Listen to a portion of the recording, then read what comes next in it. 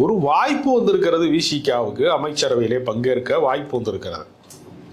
இப்ப இந்த முறை ஒரு வேளை ஏற்க மாட்டோம்னு அவங்க மறுத்திருந்தா தமிழ்நாட்டிலே கூட்டணி ஆட்சிக்கான அச்சாரமே இல்லாமல் போயிருக்கும். இப்போ விசிகா முன் நகரவில்லை என்று சொன்னால், அந்த முன்னெடுப்பை எடுக்கவே இல்லை என்று சொன்னால் இந்திய யூனியன் முஸ்லீம் லீக்லாம் போயிருக்காது.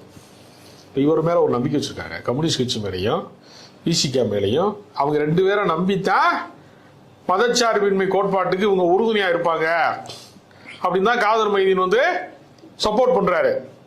இல்லைன்னு வச்சுக்கோங்க, சிறுபான்மை மக்களுக்காக கட்சி நடத்துறாரு அவரு.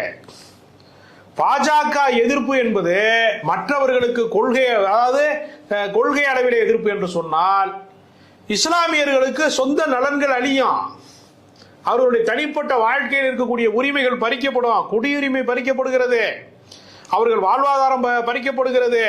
பக்ரீத் அன்னைக்கு எங்கே ஆடு வெட்டணும், எங்கே இது வெட்டணுங்கிறதெல்லாம் கடும் சட்டங்களில் கண்காணிக்கப்படுறான். ஆடை வெட்டினா கூட விட்டுறான், ஆடவ கொலைக்கு சட்டம் போட மாட்டேங்கிறாங்க, ஆடை வெட்டினா பிடிக்கணுங்கிறான். அப்போ இஸ்லாமியர்கள் மீதான ஒரு பாரபட்சம் நிலவக்கூடிய இந்த நேரத்தில் திருமாவளவன் எங்குமே கொள்கை சமரசம் செய்யவில்லை.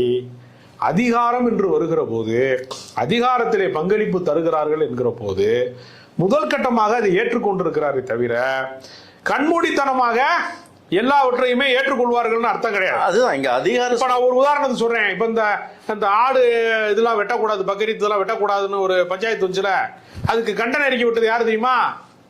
யார் விட்டுருப்பா சொல்லுங்க? சமூக நீதித்துறையினுடைய அமைச்சர் வன்னியரசு கண்டன அறிக்கை விட்டுருக்காரு இன்னைக்கு. அப்ப கொள்கை சமரசம்லாம் கிடையாது. அதிகார பகிர்வு என்பது ஒரு வாய்ப்பு வந்திருக்கிறது. இது இவங்களே தனி மெஜாரிட்டியில தான் கொடுக்க மாட்டாங்க.